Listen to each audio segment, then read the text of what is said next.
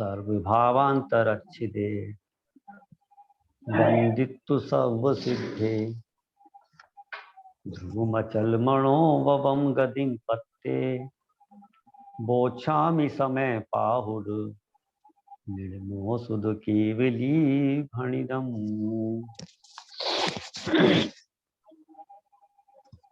12 भावनाओं पे हमारी चर्चा चल रही है। ये 12 भावनाएं इस जीव को संसार से विरक्ति दिलाकर अपने स्वरूप में प्रवृत्ति कराने वाली हैं।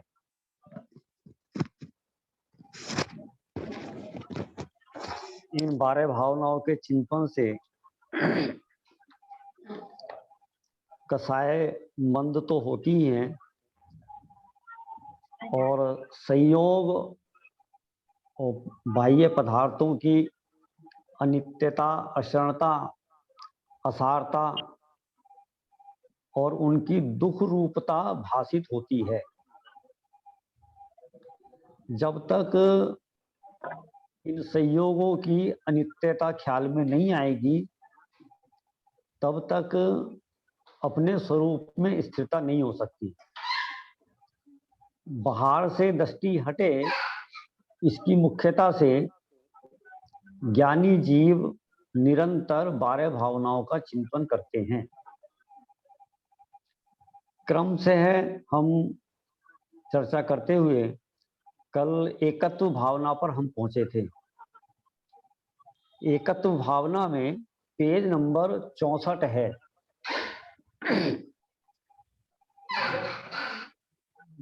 देखना यदि हो तो पीडीएफ लगा सकती हैं। 64 पेज पे एक लाइन आई है कि एकत्व आत्मा की मजबूरी नहीं है, सहज स्वरूप है। ख्याल में आया कि नहीं आया? असल में हमें भीड़ में रहते रहते इतनी आदत पड़ गई है। आप स्क्रीन पे देख रहे होंगे बीच में मोटे मोटे अक्षरों में लिखा हुआ है एकत्व ब्रैकेट में अकेलापन, आत्मा की मजबूरी नहीं है, सहज स्वरूप है। जब कभी हम अपने आप को अकेला महसूस करते हैं और ऐसे ऐसे विचार आते हैं कि हमारे तो कोई काम ही नहीं आ सकता, हमने तो सारा जीवन इनका सहयोग किया, इनकी सेवा करी तन से मन से धन से, और आज यही हमारे काम नहीं आ रहे हैं। बेटा काम नहीं आया, भाई काम नहीं आया, पड़ोसी काम नहीं आया, तो ऐसा लगता है कि हम अकेले रह गए। लेकिन यहाँ तो आचार्य भगवान ये कह रहे हैं कि एकत्व में सुंदरता है, स्वाधीनता है और इस शुद्धात्मा का सहज स्वरूप है। प्रैक्टिकल भी यदि अपन करके देखें तो आप किसी भी संयोग के साथ हर समय नहीं रह सकते। मतलब सदा काल एक या लंबे समय तक आप किसी भी संयोग के साथ नहीं रह सकते। जैसे क्या है कि हमारे घर में सारी सुख सुविधाएं हैं, सारे साधन हैं, हमारे बच्चे हैं, माँ बाप हैं, भाई बहन हैं, फिर भी साल डेढ़ साल में मन ऊब जाता है। तो हम क्या सोचते हैं कि चलो हम मामा के रह आए, नानी के रह आए, है ना। लड़की होती है, बहू होती है, तो वो सोचती है चलो मायके घूम आए। आप समझे ना। माने ये आत्मा संयोगों के साथ अनंत काल नहीं रह सकता, एक ही संयोग के साथ, लेकिन संयोगों से अलग अनंत काल तक रह सकता है। जब ये जीव सिद्ध अवस्था को प्राप्त हो जाता है वहां ये जीव अनंत काल तक एकत्व स्वभावी आत्मा के आश्रय से अनंत काल तक रहता है, जहां उसका कोई अपना नहीं होता। अपना नहीं होता माने कोई भाई नहीं, बहन नहीं, माँ नहीं, बाप नहीं, मित्र नहीं। यूं तो वहां पर अनंत सिद्ध भगवान विराजमान हैं, लेकिन उनसे कोई व्यवहार नहीं है। समझ में आया कि नहीं आया? इसी बात को समय सार की 30 नंबर की गाथा में वहां तो ये कहा है कि एकत्व निश्चय को प्राप्त आत्मा सर्वत्र सुंदर है, कि ये आत्मा सर्वत्र माने तीनों लोकों में और सदा काल, क्योंकि इस आत्मा ने कभी भी पर पदार्थ को छुआ नहीं, अकेला रहा। निगोद में भी अकेला था, आज भी अकेला है, और सिद्ध शिला पर भी अकेला ही रहेगा। ठीक है, ये बात हम कल सिद्ध कर चुके हैं कि इसके सुख दुख का कोई साथी नहीं है। साथी नहीं है इसलिए अकेला है, संयोग है इसलिए अकेला नहीं है। तो अब ये आत्मा कभी भी पर पदार्थों को छूता नहीं है, अकेला है। सचमुच में इसकी सुंदरता का यही राज है। और यदि आप इस गाथा की टीका पढ़ते हैं तो उसमें तो ये कहा है कि सभी पदार्थ एकत्व निश्चय को प्राप्त हैं। सभी पदार्थ से क्या तात्पर्य है कि ये एकत्व पने को प्राप्त कोई अकेला आत्मा ही सुंदर नहीं है, पुद्गल भी सुंदर है, धर्म अधर्म आकाश और काल भी सुंदर हैं। कि वो एकत्व निश्चय को प्राप्त कैसे हैं? क्योंकि पुद्गल अनादि काल से पुद्गल है और अनंत काल तक पुद्गल रहेगा। इसी प्रकार से धर्म अधर्म आकाश काल भी अकेले ही हैं, माने उनका कोई साथी नहीं है, अकेले हैं, इसलिए अपने स्वभाव में स्थित हैं और इसीलिए वे सुंदरता को प्राप्त हैं। समझ में आ रही कि नहीं आ रही बात? जैसे जैसे जितना जितना बड़ा कुनबा बढ़ता चला जाता है, माने कुनबा से आप संयोग बढ़ते चले जाते हैं, सचमुच में उतनी ही आकुलताएं खड़ी होती चली जाती हैं। आप घर में भी इस बात का अनुभव कर सकते हो कि बाहर में यदि संयोगी पदार्थ, माने ये जो पौद्गलिक वैभव है, ये जितना बढ़ता है उतनी आकुलताएं बढ़ती हैं, और जितना घटता है उतनी आकुलताएं घटती हैं। एक कमरा है तो एक कमरे की आकुलता, और 4 कमरे हैं तो 4 कमरों की आकुलता। जैसे जैसे साधन बढ़ते चले जाते हैं, हमें क्या लगता है कि जितने साधन होंगे उतने सुखी होंगे। माने घर में एक फ्रिज भी हो जाए, एक गाड़ी भी हो जाए, एक टीवी भी हो जाए, एक मोबाइल भी हो जाए, तो हम ज्यादा सुखी हो जाएंगे। ये सब हम सुख के साधन मानते हैं, लेकिन सच्चाई ये है, यदि हम थोड़ा सा भी गौर करें तो ये सुख के नहीं दुख के साधन हैं, निराकुलता के नहीं आकुलता के साधन हैं। एक परिग्रह भी बढ़ जाता है तो उसकी संभाल का जितना विकल्प होगा, जितने विकल्प होंगे, उन विकल्पों का नाम ही आकुलता है। सही में आकुलता किसका नाम है? कि विकल्पों के होने का नाम आकुलता है, और विकल्पों के छूटने का नाम ही निराकुलता है। बात समझ में आई कि नहीं आई? ये सारे विकल्प किसने पाले? हमने पाले। ये बाहर में सामग्री इकट्ठा कर करके, ठीक है, और आज हम ही दुखी हैं, और कई बार तो हम कोसते हैं। ठीक है, आग लगे इस मकान को, आग लगे इन परिग्रहों को, ठीक है ना। बच्चों से दुखी हो जाते हैं तो नाच पिटे, ऐसे ऐसे अपन शब्द बोलते हैं। माने इससे पता चल रहा है कि ये इनसे हम दुखी हो रहे हैं, सुखी नहीं हो रहे हैं। समझ में आई कि नहीं आई बात? ऐसा पेज नंबर अगले पेज पे 65 नंबर पेज पे आप सबसे ऊपर से देखो एक बार। एकत्व न केवल आत्मा का अपितु प्रत्येक पदार्थ का सौंदर्य है, पर के साथ संबंध की चर्चा ही असत है। विसंवाद पैदा करने वाली है। ये जो मोटी मोटी लाइन है, ये समय सार गाथा 5 का अर्थ है। ये समझ में ना, जहां संबंध हुआ, जहां एकत्व नष्ट हुआ, वही विसंवाद है, माने वही आकुलता है। एकत्व वस्तु की अखंडता का सूचक है, कण कण की स्वतंत्र सत्ता का सूचक है। माने एकत्व में अपन जितनी बात कहें, एकत्व में अखंडता है, एकत्व में सुंदरता है, एकत्व में स्वतंत्रता है, लेकिन इसके विपरीत हम उल्टा ही मानते हैं।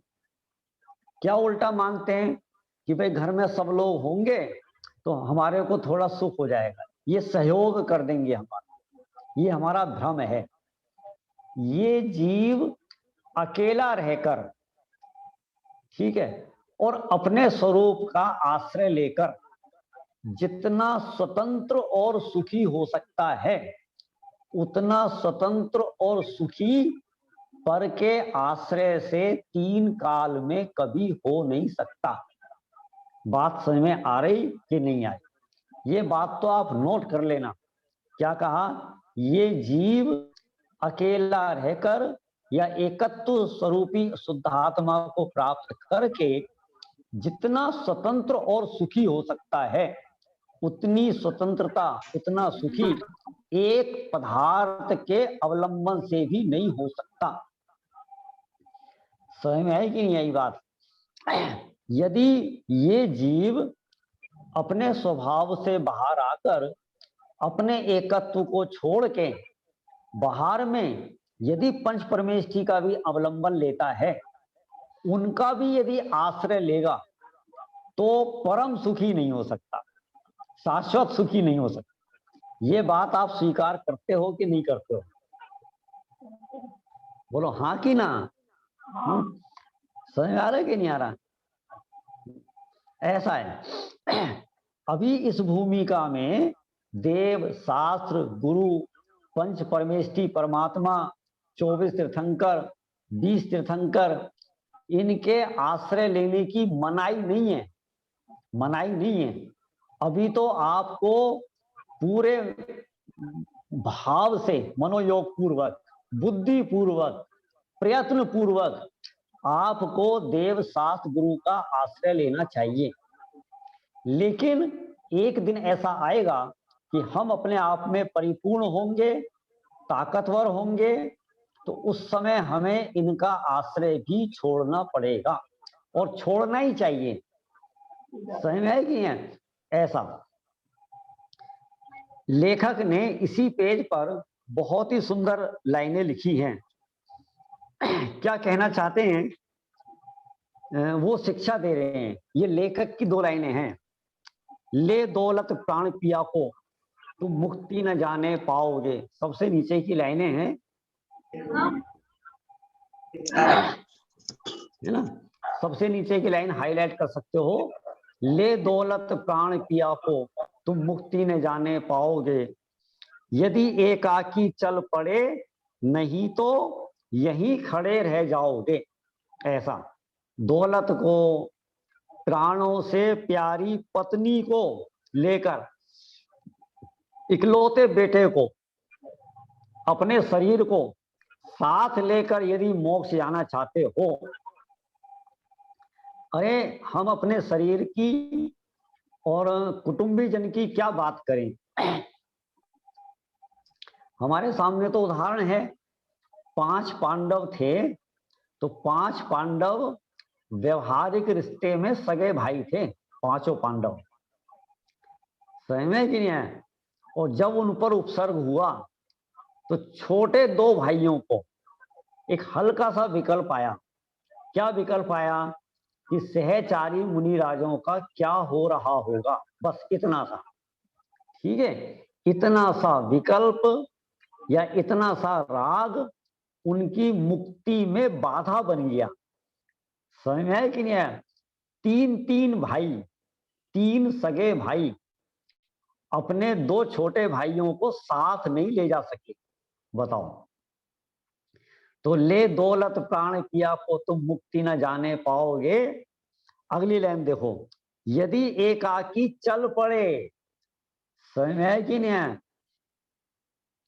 जिस दिन वैराग्य का परिणाम आवे या किसी चीज को छोड़ने का भाव आवे तो तत्काल छोड़ देना, इंतजार नहीं करना किसी चीज का।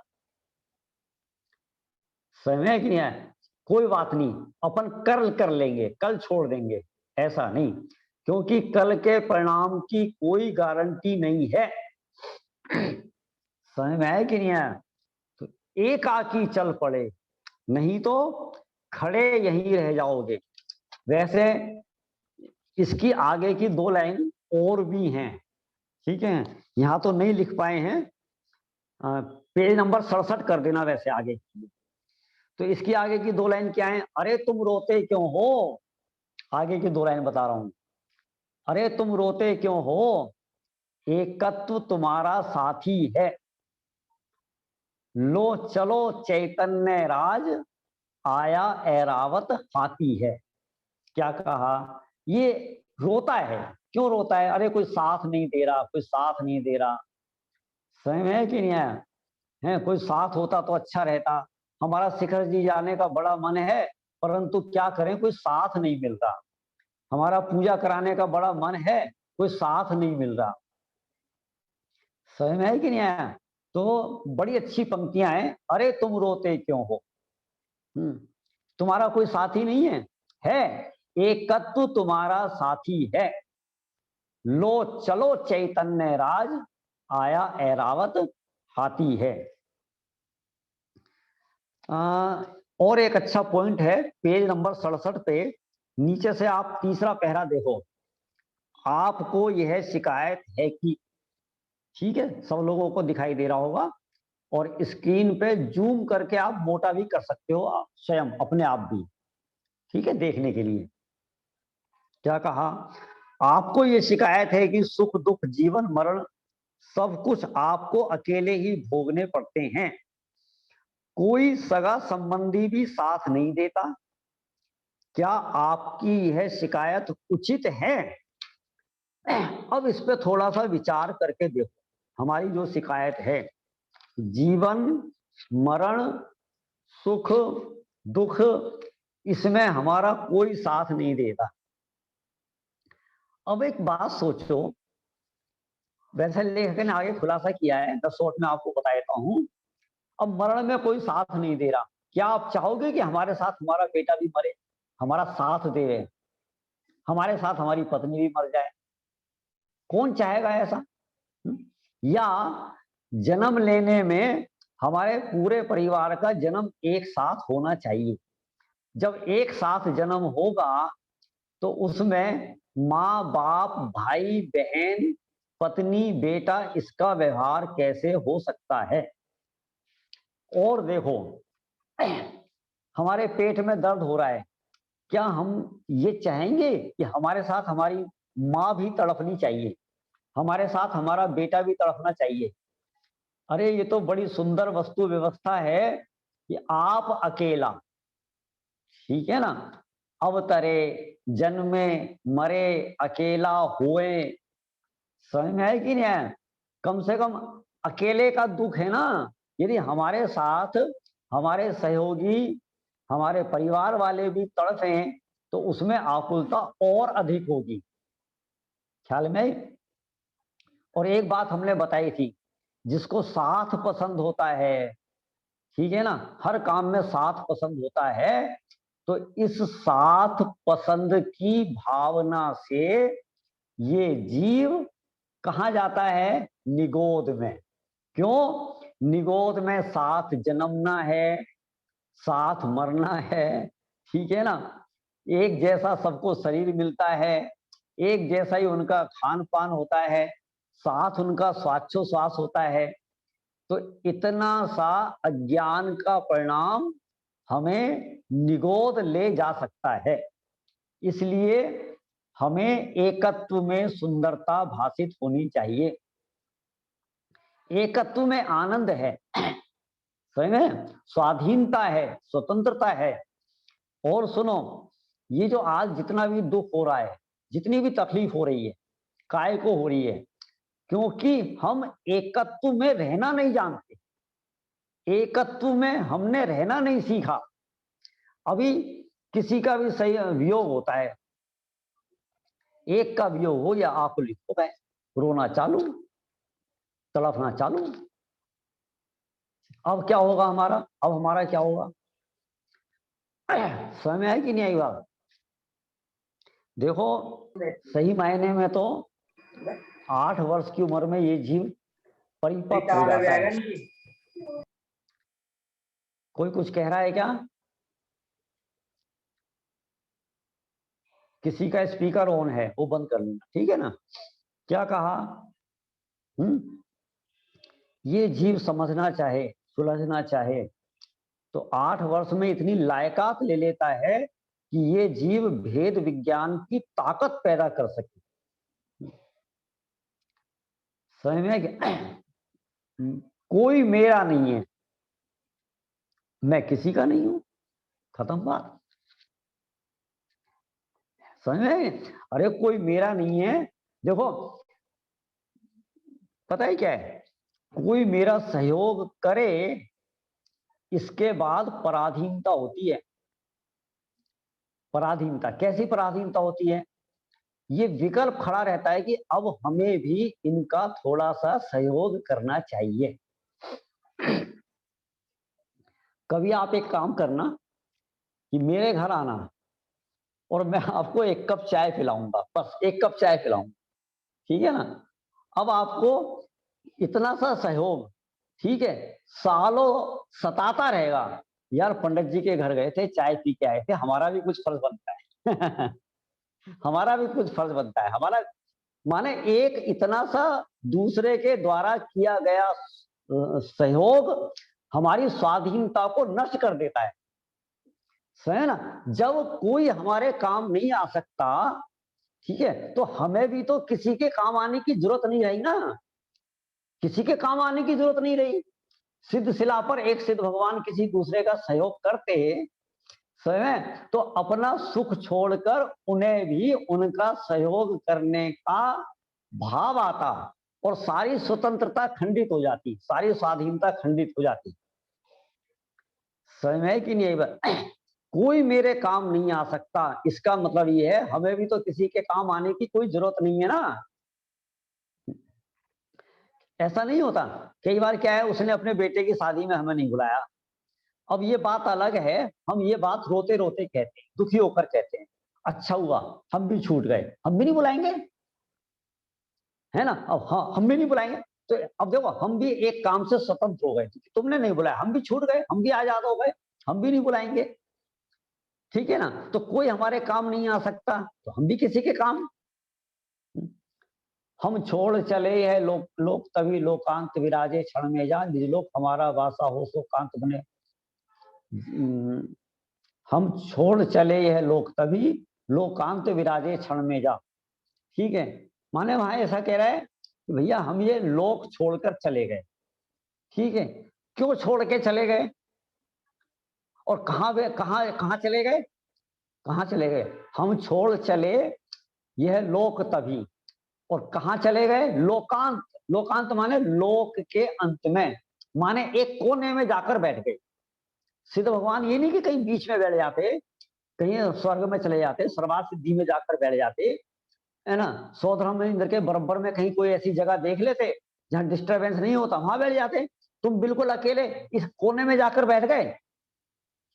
हाँ चले गए, क्यों चले गए?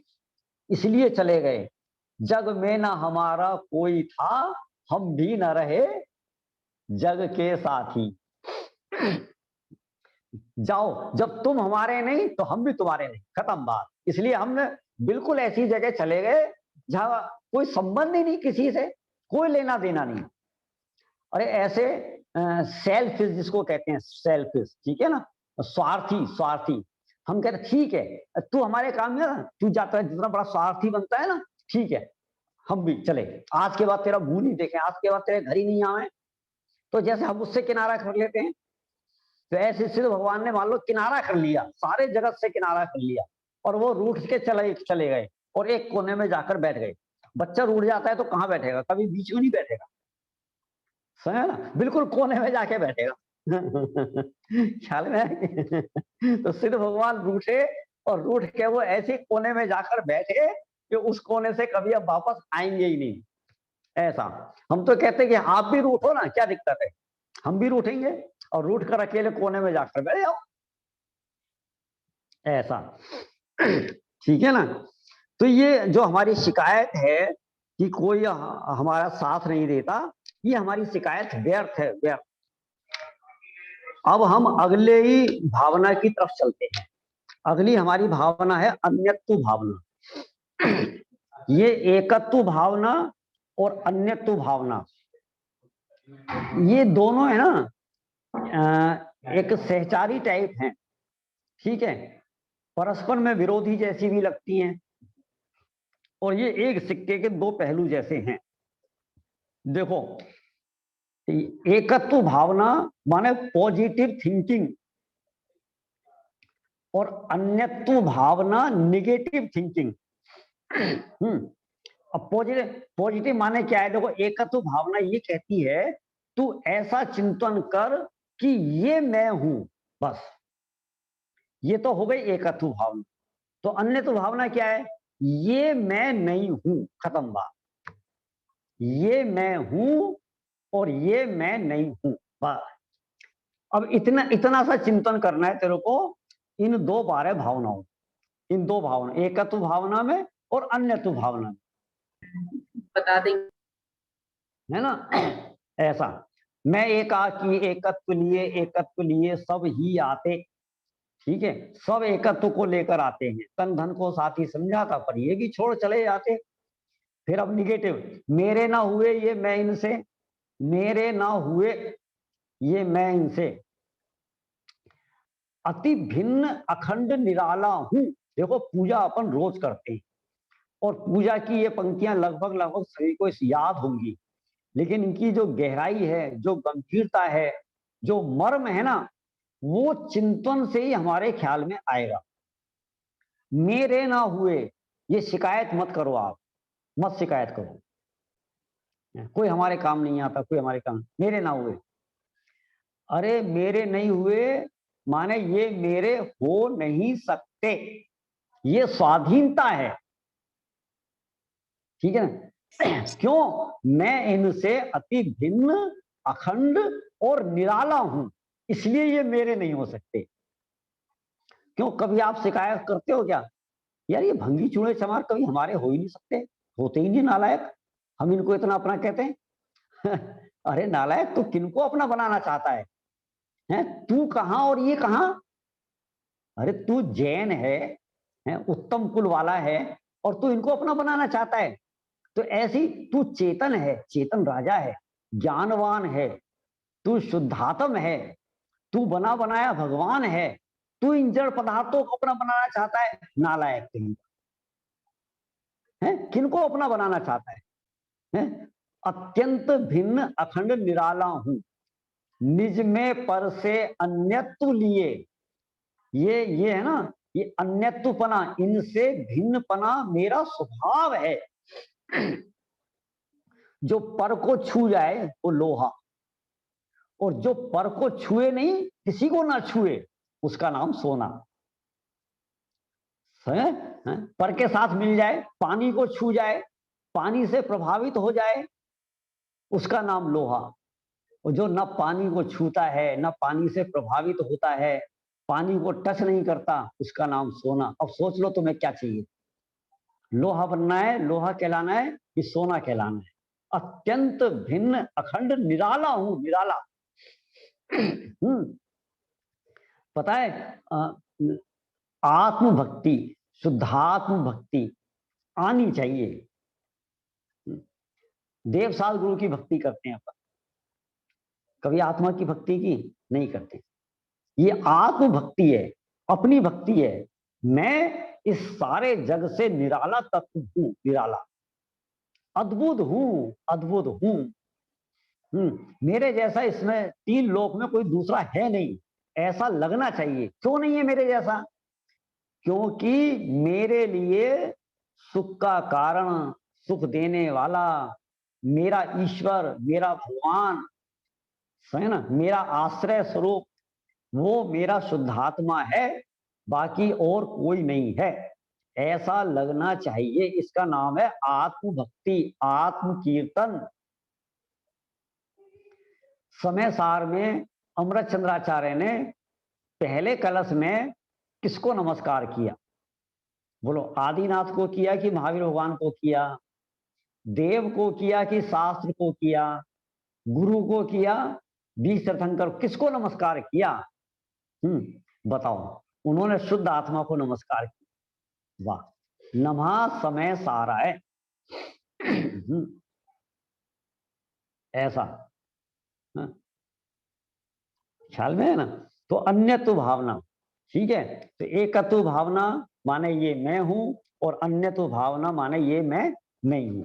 आपके सामने स्क्रीन पर सबसे ऊपर,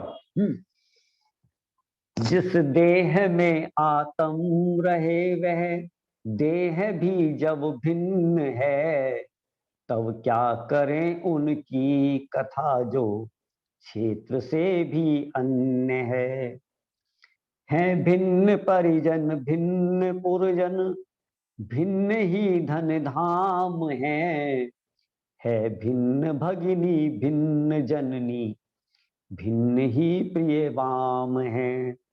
क्या कहा इसमें? लेखक ने क्रमशः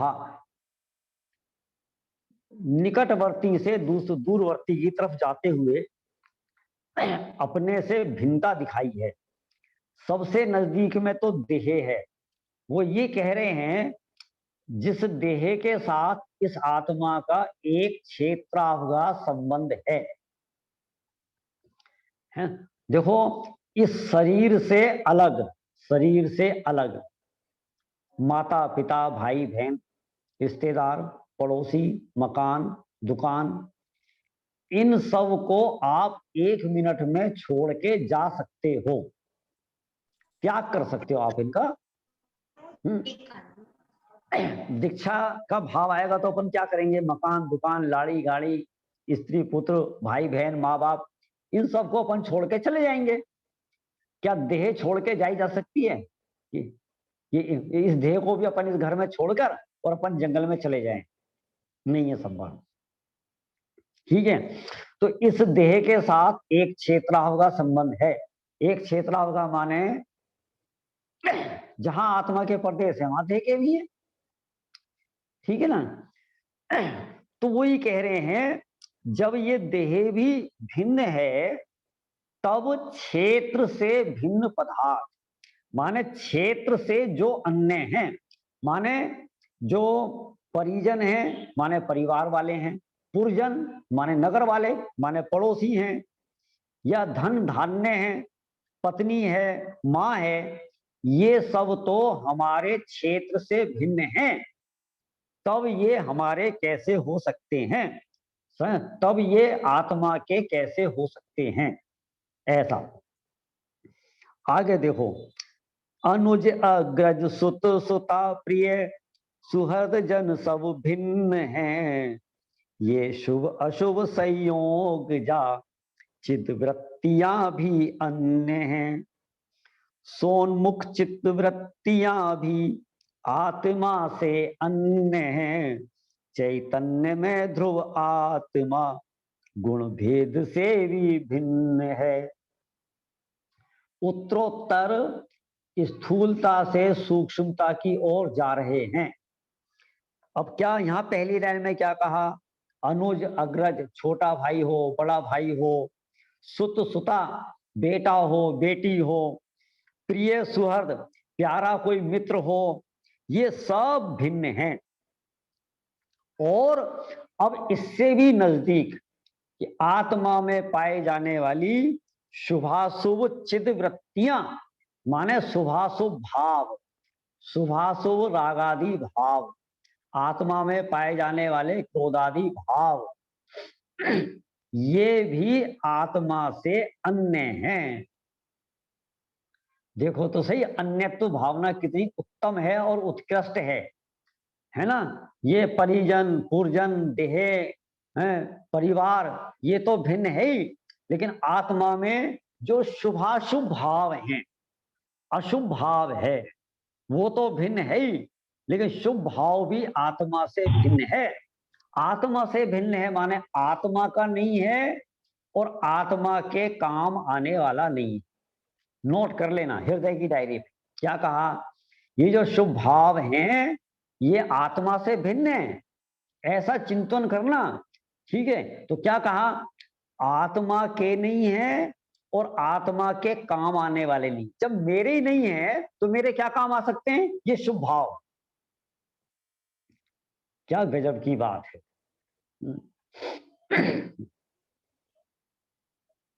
भजन भजन चलता था एक पहले, बहुत बढ़िया। हम सुनते थे 10-20 साल पहले चलता था, आध्यात्मिक भजन है। कर ले आत्म ज्ञान परमात्म बन जाइए रे भैया, बन जाइए। अब आगे देखना, देह भिन्न है, राग भिन्न है, राग भिन्न है, ज्ञान भिन्न है। माने ये भजन में चल रहा है, देखो, देह भिन्न है, राग भिन्न है, राग भिन्न है, ज्ञान मतलब एक समय की पर्याय, समय ना, तो एक समय की पर्याय भिन्न है। ज्ञान भिन्न है माने गुण भेद से भिन्न है, ऐसा। तो वही बात यहां पर चल रही है। अब आगे देखो आप, सोनमुख चिद वृत्तियां भी आत्मा से अन्य हैं। क्या बात है, देखो। अरे ये शुभाशुभ भाव जो चिद वृत्तियां थी, माने जो रागादि भाव थे, वो तो भिन्न थे, चलो हमें समझ में आ गया, कोई बात नहीं। लेकिन अब आप तीसरी पंक्ति में क्या कर रहे हो? जो चिद वृत्तियां माने आत्मा की निर्मल पर्याय, कौन सी निर्मल पर्याय? जो सोनमुख हैं वो भी आत्मा से अन्य हैं। समझ में है कि नहीं आई बात? क्यों? वो भी आने जाने वाली हैं, आती हैं और चली जाती हैं। पर्याय आती है और चली जाती है। बताओ, बेटी अपनी है कि बहू अपनी है? वैसे तो हर माँ को बेटी अपनी लगती है और बहू पराई लगती है। और सच्चाई क्या है इस न्याय से? देखो, जो आने जाने वाली है ख्याल में है ना, बेटी आती है और जाती है, पता है, उसको पराया धन कहते हैं, मानते अपना धन है। ठीक है, बहू को बहू अपना धन होती है ना, और मानते पराया धन है। समझ में आया कि नहीं आया? तो बेटी आती जाती है, तो जो आती जाती है वो भी अपनी नहीं है। बहू भैया आती जाती नहीं है, भैया आती जाती है लेकिन एक दो चार दिन के लिए। समझ में है कि नहीं है? ऐसा। तो क्या कहा? पर्याय आती जाती है। भैया ठीक है हमारे। हाँ बोलो। ये सोनमुख पर्याय में क्या कौन सी पर्याय लेंगे? अरे श्रद्धा गुण की पर्याय जो सोनमुख है, ज्ञान गुण की पर्याय जो स्वयं को देख रही है, सम्यक दर्शन, सम्यक ज्ञान, सम्यक चारित्र की पर्याय, ये सब सोनमुख हैं। सम्यक दर्शन की एक समय की पर्याय ले लो आप, सम्यक ज्ञान की एक समय की पर्याय, सम्यक चारित्र की एक समय की पर्याय, ये सब सोनमुख हैं। ठीक है ना? तो ये सोनमुख चिद वृत्तियां, ठीक है, वृत्तियां माने पर्याय, ठीक है, निर्मल पर्याय। समझ में? कथनचित निर्मल पर्यायों को भी आत्मा से भिन्न कहा जाता है। अब ये ऐसी भिन्न नहीं है जैसी राग की वृत्तियां भिन्न हैं, ऐसी भिन्न नहीं है जैसे शरीर भिन्न है। समझ में? ऐसा। तो भिन्नता में अंतर है ना? लेकिन ये भी आत्मा से भिन्न है। क्यों भिन्न है? माने ये भी दृष्टि करने लायक नहीं, जमाने लायक नहीं, इसमें स्थिर होने लायक नहीं है। ऐसा। समझ में है कि नहीं है बात? आने जाने वाली हैं, जो आने जाने वाली हैं वो गिरी नहीं है, सीधी सीधा सा गणित है, हम तो आपको सरल भाषा में समझा रहे हैं। ठीक है, देखो आज हमारे पास सम्यक दर्शन है कि नहीं है? नहीं है, लेकिन मैं हूं कि नहीं? अच्छा, समझ में? अच्छा देखो, जब सम्यक दर्शन हो जाएगा तब मैं रहूंगा कि नहीं रहूंगा? तब भी मैं रहूंगा। ठीक है, अच्छा सम्यक दर्शन हो गया तो ये सम्यक दर्शन हो गया तो परमानेंट हो गया क्या? नहीं हुआ, है ना? सम्यक दर्शन परमानेंट नहीं है, कैसी बात कर रहे हो आप? क्या सम्यक दर्शन हो जाएगा तो क्षयिक सम्यक दर्शन भी छूट जाएगा? बिल्कुल छूट जाएगा। बिल्कुल छूट जाएगा। है क्यों बाला आंटी, छूट जाएगा नहीं छूट जाएगा? नहीं छूटेगा। ठीक है ना, और हम कह रहे छूट जाएगा। देखो सम्यक दर्शन क्या चीज है? पर्याय है ना, एक समय की पर्याय है ना। तो एक समय की पर्याय का काल कितना? एक समय।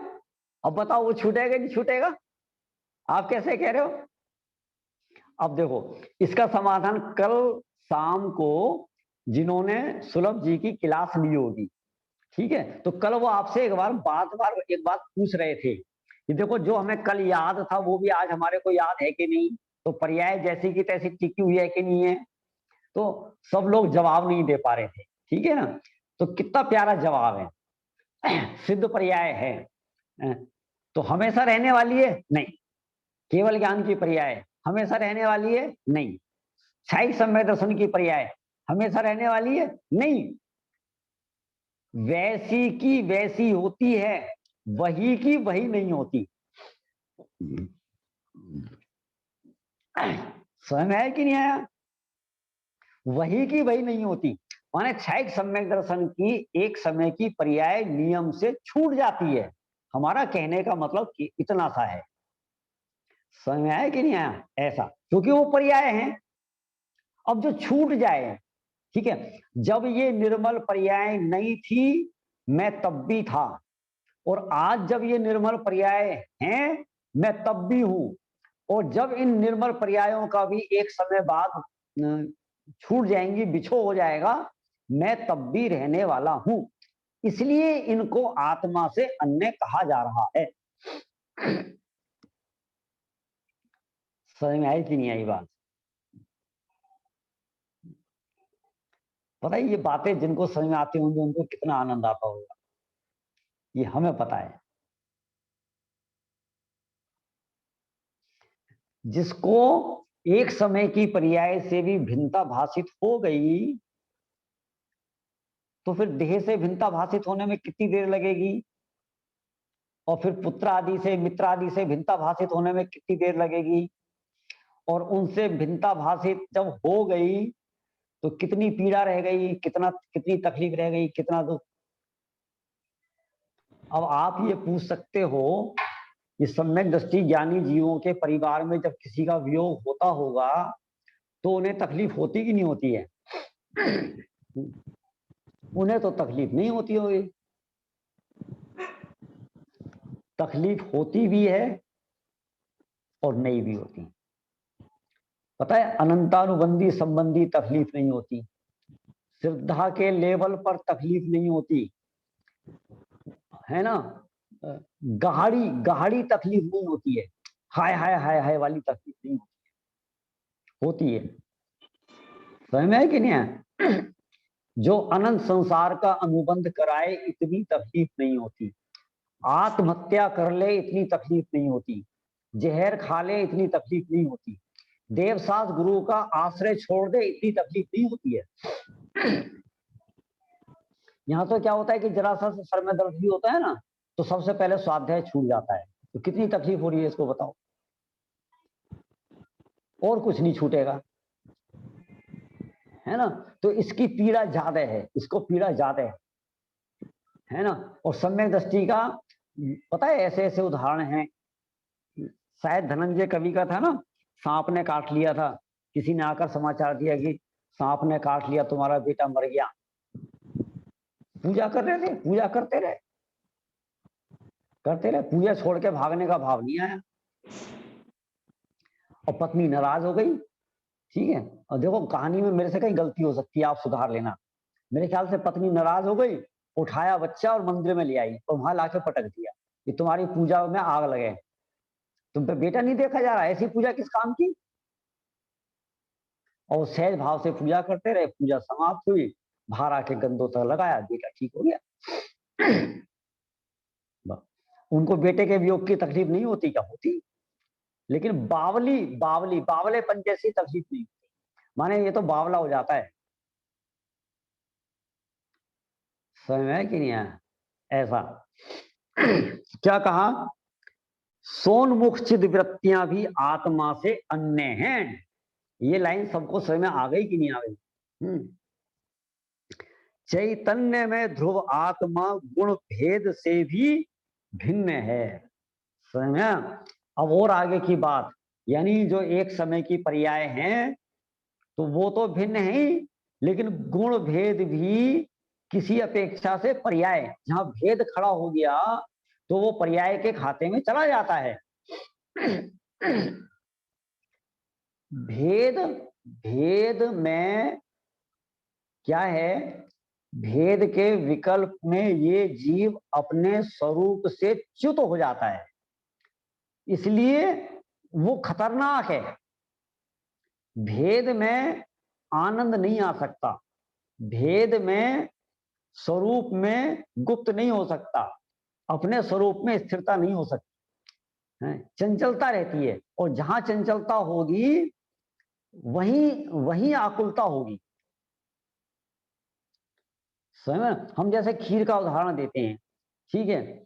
अब खीर खा रहे हो, आपने एक चम्मच खीर है ना अपने मुख में रख ली, मुख में रखने के बाद जब आप ये विकल्प करोगे ना, इसमें कितने के बादाम पड़ गए होंगे, कितनी की इलायची पड़ गई होगी, इतनी महंगी केसर डल गई, बड़ी कीमती है ये तो, दूध भी आजकल बहुत महंगा हो रहा है, जब आप ये विकल्प करोगे ना ठीक है, तो उस क्षण आपको खीर का स्वाद नहीं आएगा। खीर का स्वाद लेने के लिए आपको ये सारे भेदों का विकल्प छोड़ना ही पड़ेगा। समझ में आई कि नहीं आई बात? इसलिए यहां गुण भेद से भी आत्मा को अन्य कहा जा रहा है। गुण भेद माने विकल्प, और विकल्प माने राग, राग माने विभाव, विभाव माने आकुलता। समझे ना? क्योंकि इससे हमारे प्रयोजन की सिद्धि नहीं हो रही, इसलिए गुण भेद को भी अन्य के खाते में डाल दिया। आप अन्यत्व भावना का चिंतन करने जा रहे हो, सोचो आप अन्यत्व भावना में आपको किस किस को अन्य के खाते में डालना है, किस किस को अन्य के खाते में डालना है, ये बात आज अपन यहाँ चर्चा में कर रहे हैं। समझे ना? नालायक बेटे को दूसरों के खाते में डाल दो, और जो बेटा सेवा करता है उसको अपने खाते में नहीं, अपने परिवार वाले अपने खाते में और सारे पड़ोसी पराए नहीं, परिवार वाले शरीर अपने खाते में और परिवार वाले पर के नहीं, चलेगा नहीं। चलो राग तो अपने खाते में है नहीं, शुभ राग अपने खाते में है नहीं, ठीक है, निर्मल पर्याय अपने खाते में है नहीं, गुण भेद भी अपने खाते में नहीं है। जब इन सारे भेदों के पार हो जाओगे तब आप अभेद आत्मा में स्थिर होगे, और जब आप अभेद आत्मा में स्थिर होगे तब आपको सम्यक दर्शन होगा। अनिल भाई साहब समझ में आ गई बात?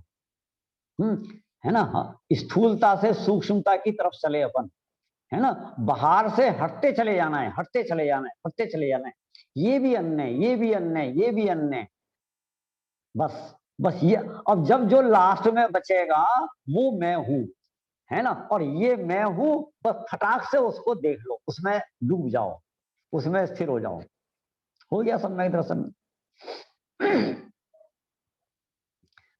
हो गया जन्म मरण का भाव, अब दोबारा कभी जन्म नहीं लेना पड़ेगा। समय है कि नहीं है?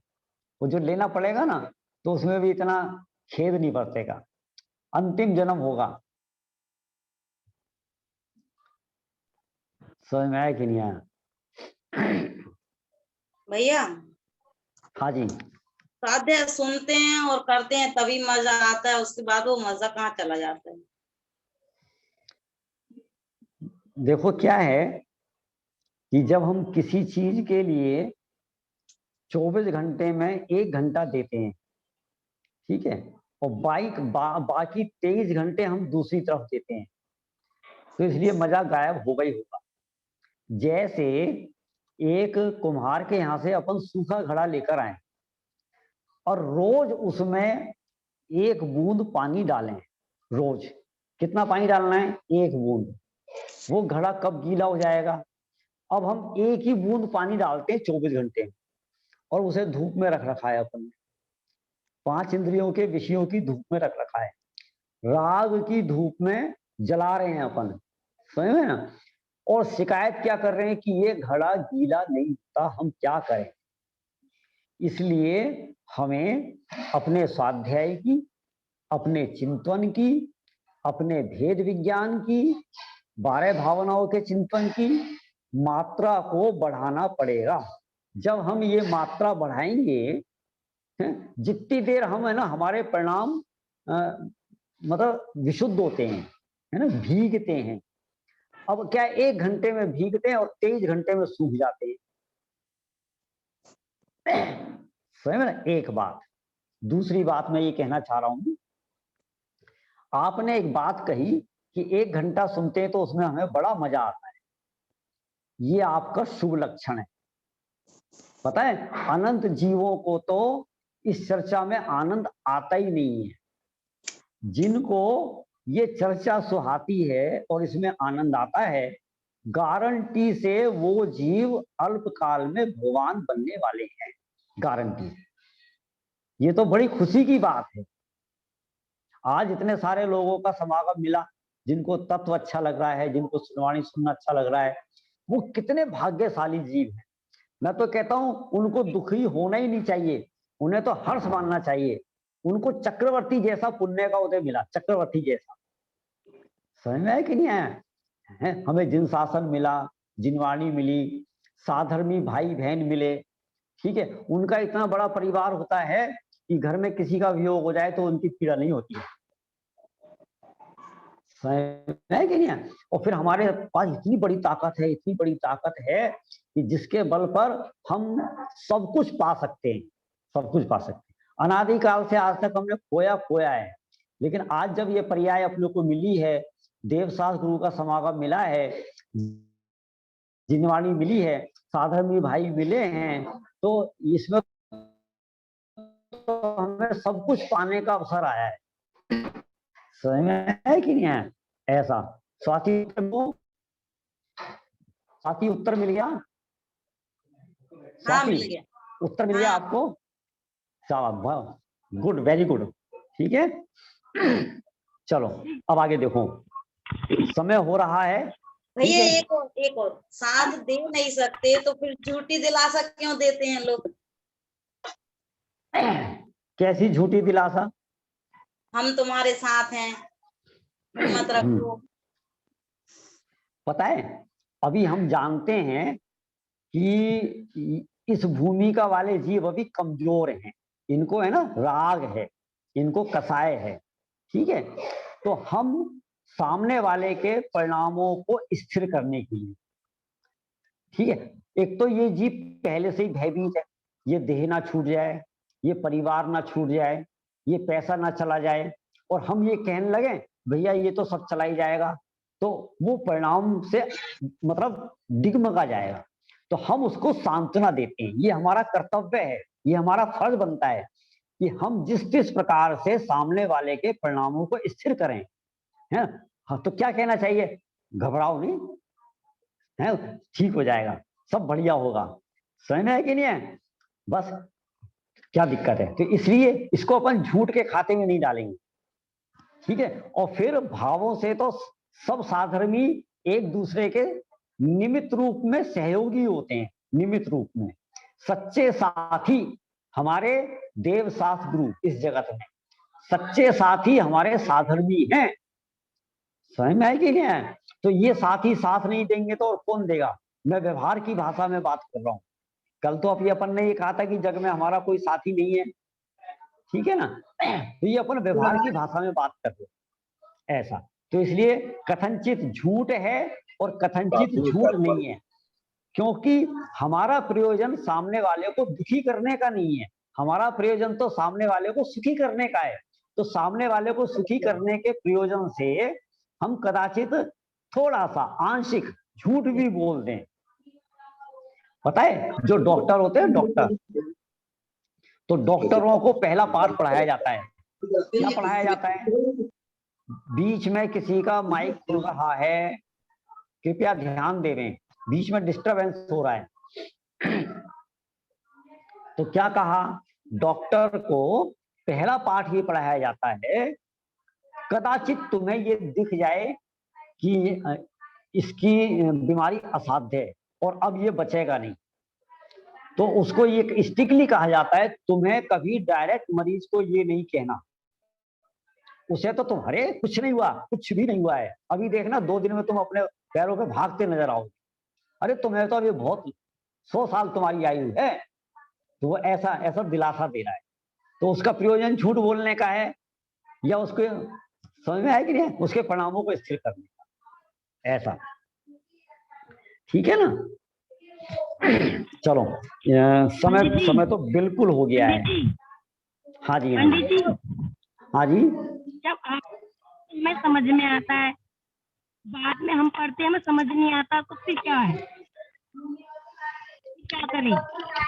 क्या कहा? जब आप समझाते हो तो समझ में आता है, और समझाते हो तो समझ में आता है, हम खुद पढ़ते हैं तो समझ में नहीं आता है। हाँ, कोई बात नहीं, उसमें क्या होता है, हाँ जी, उसमें क्या होता है, अभी हमारे अभ्यास की कमी है, हमने है ना शास्त्रों का अभ्यास नहीं किया, विधिवत नहीं किया, शुरू से नहीं किया। जो पंडित जी होते हैं ना, जो विद्वान होते हैं, वो तो क्या है, एक बात को बहुत सारे उदाहरणों से समझाते हैं, ये उदाहरण दिया, वो उदाहरण दिया, ठीक है ना? तो इसलिए, और फिर आपकी भाषा में समझाते हैं, आजकल की जो आम भाषा होती है। और शास्त्रों में तो प्राकृत है, संस्कृत है, ढूंढारी है, और साहित्यिक शब्द हैं, थोड़े कठिन शब्द हैं, इसलिए वहां थोड़ी सी अपने को कठिनाई आती है। यदि हम अभ्यास करें और बराबर जिनवाणी का अभ्यास करें तो हमें सारी बात समझ में आने लगेगी। ठीक है ना? ये तो बहुत अच्छी बात है। चलो, आपको इतना तो समझ में आने लगा ना कि भाई कोई वक्ता है, वो समझा रहा है तो आपको समझ में आ रहा है ना? तो आप बिल्कुल भी ना घबराएं, जितना समझ में आ रहा है वो हमारे लिए पर्याप्त है, और इतनी सी समझ के बल पर मैं अपना काम कर सकता हूं, ये भी आप ध्यान रखना बस। अच्छा, एक बात बताओ, इतना समझ में आ रहा है कि नहीं आ रहा है कि शरीर भिन्न है और मैं भिन्न हूं? हाँ, बोलो। ये समझ में आ रहा है। बस हो गया काम, बस अब तुम्हारा काम हो जाएगा, खत्म बात। तुम तो शिवभूति मुनिराज से भी आगे चले गए, आगे। शिवभूति मुनिराज को तो क्या अनिल जैन जी क्या है कह ना, रहे हो आप? वो हमारे ससुर जी, जो अनिल हाँ, जैन जी है ना, अनिल जैन जी, कहाँ वाले? हमारे ससुर जी ने हमें समझा दिया था। नहीं, कहाँ के हैं? कहाँ अनिल जी कहाँ के हैं? भोपाल वाले हैं? ब्रह्मपुरी वाले अनिल जी? अच्छा अच्छा अच्छा अच्छा अच्छा अच्छा अच्छा, वेरी गुड वेरी गुड, बहुत बढ़िया बहुत बढ़िया बहुत बढ़िया। तो उनके समझाने से समझ में आ रहा है ना आपको?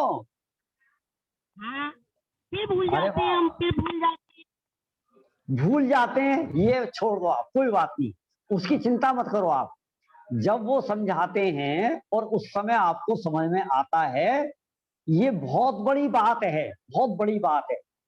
याद रहना, याद रहे, इसकी कोई आवश्यकता नहीं है, आप कुछ याद मत रखो, भाई इतना याद रखो मैं जी हूं, खत्म बात। और कुछ भी याद मत रखना, पर इतना याद रखना, देखो अंत समय में भी जब हमारी इंद्रिय शिथिल हो जाएं, एक पंक्ति याद ना रहे, छह ढाला याद नहीं रहे, नमो कर्म से याद भी रहे, इतना याद रहना चाहिए कि मैं जी हूं, खत्म बात। ये तो हमें आज ही पता चला कि हमारे एक श्रोता वक्ता बन गए, बड़ी खुशी की बात है ये तो, है ना? चलो, ये तो देखो साधर्मी को ये भाव आते ही, पता है ये भाव किसको आएगा कि सब जीवों का भला हो, सब जीवों का कल्याण, ये किसी साधर्मी को ही आएगा, नहीं तो किसी को नहीं आएगा। सब जीव सुखी हो, सब भगवान बने, और ऐसे परिणाम वाले तीर्थंकर बनते हैं, तीर्थंकर। चलिए, बहुत बहुत बढ़िया, बहुत अच्छी। अब समय ज्यादा हो रहा है, बाकी की चर्चा अपन कल करेंगे। जावाणी के ज्ञान ते सूझे लोकालोक, सोवाणी मस्तक नमो सदा देत हूँ ढोक। नमो अरिहंताणम, नमो सिद्धाणम, नमो आयरियाणम,